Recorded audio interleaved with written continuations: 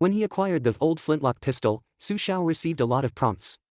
However, the dagger he now held in his hands came with no prompts, no specific information, and no indication of whether it could be sold. This made Xiao speculate that when he received the old flintlock pistol, there was a factor of luck involved, but it could also have been deliberately arranged by the Reincarnation Paradise.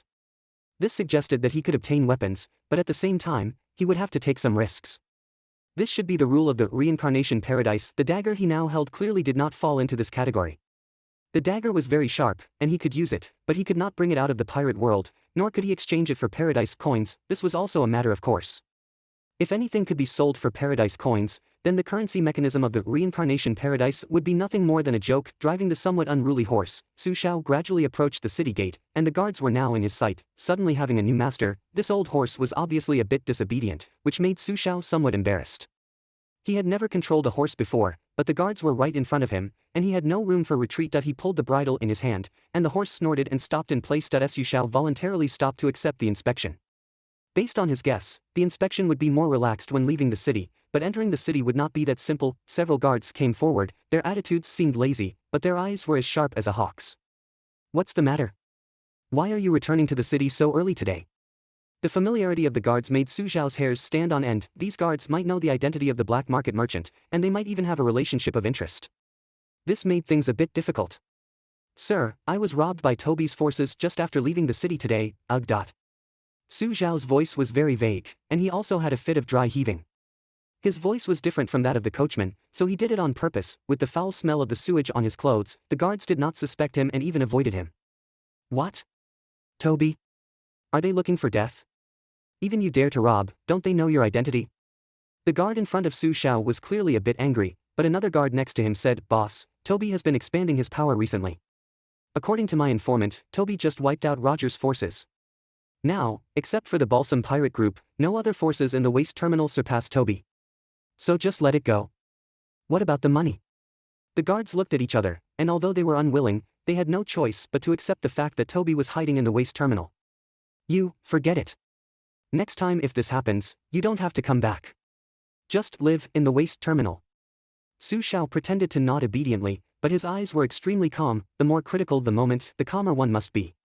Many failures occur because of complacency before success. Xiao drove the horse and the old brown horse reluctantly moved forward. Just as Xiao was about to leave, a guard's shout came from behind. "Carlos, wait." The shout made Xiao's pupils contract, but he quickly regained his composure.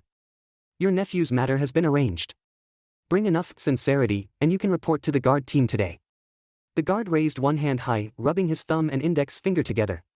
The so-called sincerity referred to money. Xiao nodded hurriedly, pretending to thank, but instead, he started dry heaving again. "Go away, it's so smelly. Even from this distance, I can smell it." Xiao wouldn't miss such a good opportunity. He picked up the horse whip on the side and whipped the old horse's buttocks. With a pop, the old horse let out a mournful cry and its pace noticeably quickened. He had successfully infiltrated the Goya Kingdom's capital city. Although he had safer methods to infiltrate the capital, those required time, and he did not have much time now. Moreover, from the brief conversations of the guards, he had obtained a lot of useful information. First, the current time point was before the protagonist monkey D. Luffy set sail in the original story, or even before Luffy was born. The basis for this judgment was the Balsam Pirate Group mentioned by the guard. If Xiao remembered correctly, the Balsam Pirate Group was the pirate group that fought with the young Luffy, Ace, and others in a big fire in the original story. In the original story, the Balsam Pirate Group was used by the king of the Goya Kingdom to ignite the waste terminal and was then abandoned to fend for itself in the big fire. Secondly, there was a very unexpected gain. Perhaps this gain was the key to Xiao's successful completion of his mission. A sentence from the guard just now made Xiao overjoyed, which was, "Your nephew's matter has been arranged. Bring enough sincerity, and you can report to the guard team today." It seemed that this was a deal made by the deceased black market merchant and the guard, using money to buy a job in the guard team. If Xiao impersonated the other party's nephew and entered the guard team, it meant that he was one step closer to his assassination target. Xiao drove the horse carriage on the streets of the capital of the Goya Kingdom. Since he had just entered the outer layer of the capital, this was a residential area for the common people. The streets of the common people's area were relatively clean, and the sides of the streets were full of street vendors. Large groups of common people leisurely walked on the streets, making the entire city bustling.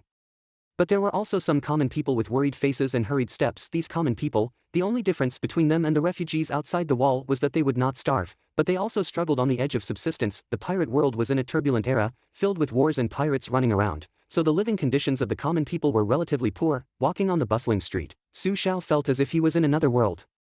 It seemed that this was not a task world, but a real world. The people here were all human beings with blood and flesh, not so-called NPCs. From the guards he had encountered, it could be seen that their vigilance was not low.